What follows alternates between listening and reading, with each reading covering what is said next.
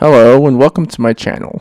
I am American 3071 and this is part 3 of the alternate history scenario of British colonization of plague-weakened India.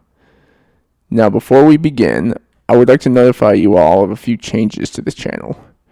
First is that I will no longer be saying things as if I am talking about how I would construct the alternate timeline I have created.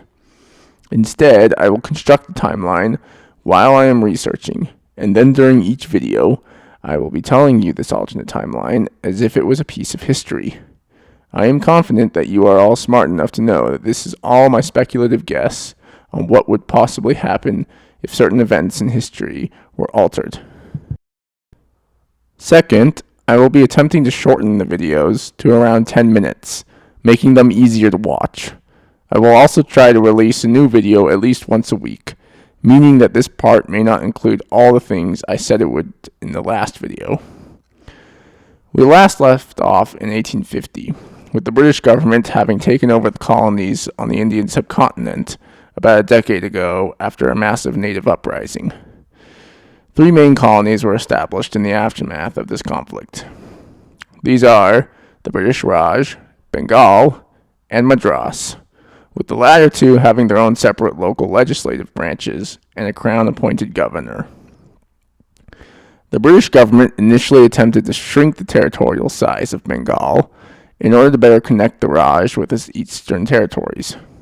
However, this was met with an outcry by the Bengalis, as they wanted to expand their potential land holdings to include maintaining Rangpur and the surrounding area.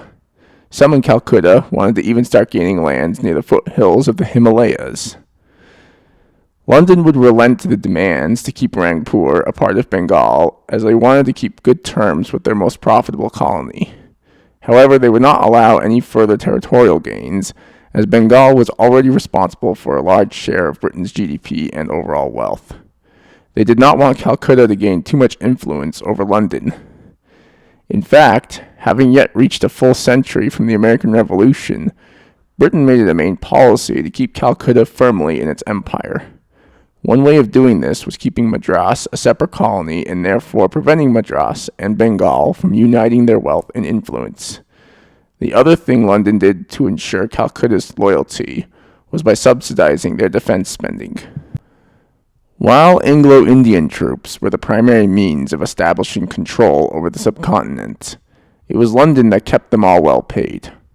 Without the money flowing from the home island, it would have been impossible for the governments of Calcutta and Madras to have funded such a large and well-paid army. Bengal and Madras were extremely dependent on British dominance over India anyway. Without London keeping the tens of millions of natives under control, both colonies would be facing constant threats on their borders by hostile forces. A strong majority of native Indians felt the Anglos to be responsible for the plague's earlier devastation, and many believed the epidemic to be purposefully released on the subcontinent to pave the way for European settlements. These factors, along with a white population still only a generation or two removed from Europe or America, helped to ensure the continued loyalty of the Bengali and Madrasis populations. Still, Calcutta balking at the attempted territorial changes drove many in London to be concerned about their growing influence.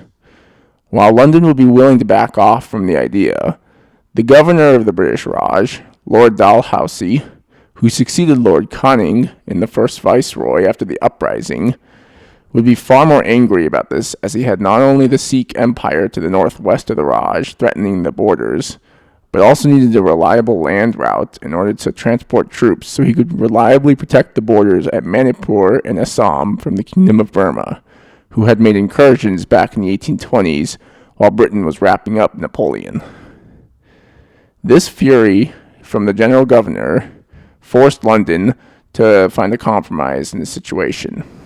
Knowing Lord Dalhousie's territorial ambitions were great, Westminster proposed to both Governor of the Raj and the Bengali legislator about expanding British holdings in Burma, extending the frontier and creating a strong buffer for the more vulnerable eastern lands of the Raj, while also pushing potential threats further away from the Bengali territory.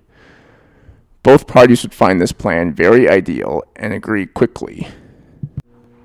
The relationship between Burma and Britain was fraught, considering Burma's earlier expansionist policy, and then taking advantage of Britain during a time of weakness for London. Britain pushed them back and gained some territory from the first conflict, but still saw Rangoon as a major threat on their border. The mistreatment of their merchants and diplomats was also a source of tension between the two powers. These developments were the biggest reason Dalhousie was so demanding of transferring Rangpur to the Raj, even though it had been part of Bengal for centuries at this point. He needed to prepare for a potential conflict with the kingdom, and would have an easier time logistically fighting such a war if he didn't need permission from Calcutta all the time to transfer troops. Kind of hard to fight a war when bureaucracy is slowing you down. Now, with the backing of London, Lord Dalhousie got set to work expanding the Raj's territory.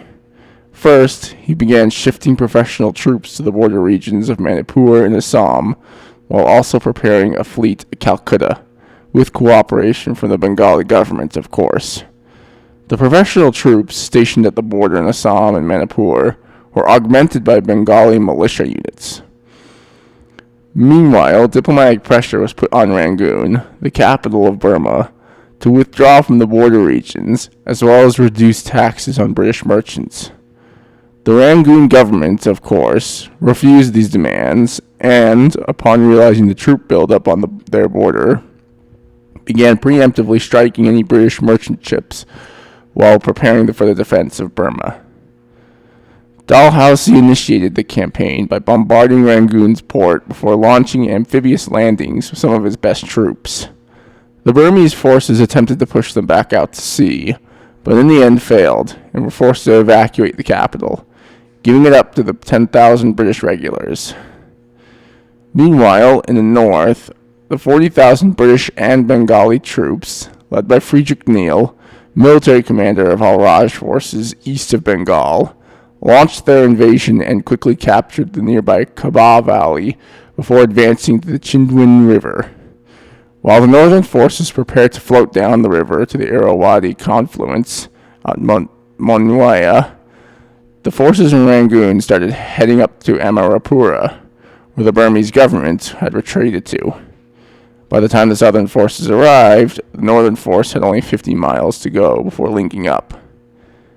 General Henry Thomas Godwin, commander of the southern forces, decided to set up a siege of Amarapura, despite warnings from Dalhousie.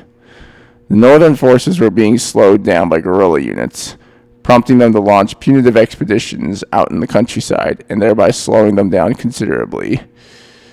Monsoon season was also approaching, which made any advance difficult. Nonetheless, Godwin continued with his plan. He was confident that the Konbong dynasty was on the brink of collapse, and one extra push could topple them completely. Plus, his forces had managed to transport around 7 naval cannons, more than enough to breach the walls of Amarapura. However, he was about to receive a nasty surprise. King Pagan Min was not willing to sit idle while his kingdom was taken from him. Recognizing the precarious situation Godwin's forces were under, he sent orders to launch an attack on the supply lines running from Rangoon to Amarapura.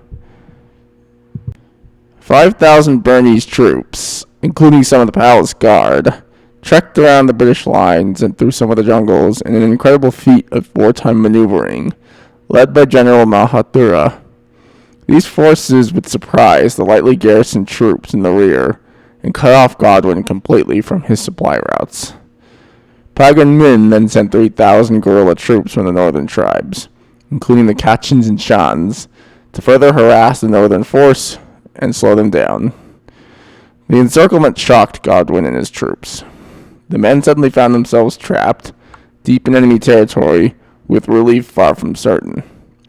Furthermore, Amarapura was guarded by 10,000 troops, the same number as his own. The only advantages the British had was their firepower and discipline, but even that won't hold up with time. It was at this point that Pagan Min decided to attack the forces on 2 fronts. He knew that the British, in desperation, would rapidly bombard the defenses of Amarapura, whose walls were insufficient to handle the heavy British guns. Most of his troops were also poorly armed levies, many armed with spears and swords. Overwhelming the British with a pincer movement was something he felt was his only option. The subsequent Battle of Irrawaddy saw several days of inconclusive fighting, where neither side could gain an upper hand, as the Burmese avoided direct engagement, while the British were unable to break the encirclement. Pagan Min was fine with this outcome. The longer they fought, the more exhausted the encircled British forces would be. It was only a matter of time before they broke. This never came to pass. On the 6th day of fighting, the southern Burmese forces suddenly found themselves being attacked directly by 25,000 additional British forces from their western flank. This caught them completely off guard, and they were soon routed. Neil, knowing the guerrilla forces were trying to delay him, split his army and sent the 25,000 troops to meet up at Irrawaddy. With the British now numbering over 30,000 and his own forces scattered or holed up behind poor defenses, Pagan Min would surrender to the British. His kingdom would be annexed outright by the British, with Burma becoming a separate colony, and having both Dalhousie and the Bengali government feeling secure about their defensive positions. I'm going to end the video here. Next week, I plan on pivoting west and focusing on how Governor Dalhousie dealt with the recovering Sikh Empire and Afghanistan, a nation that was relatively unaffected by the plague. I hope you enjoy this video. Please like and subscribe for more content.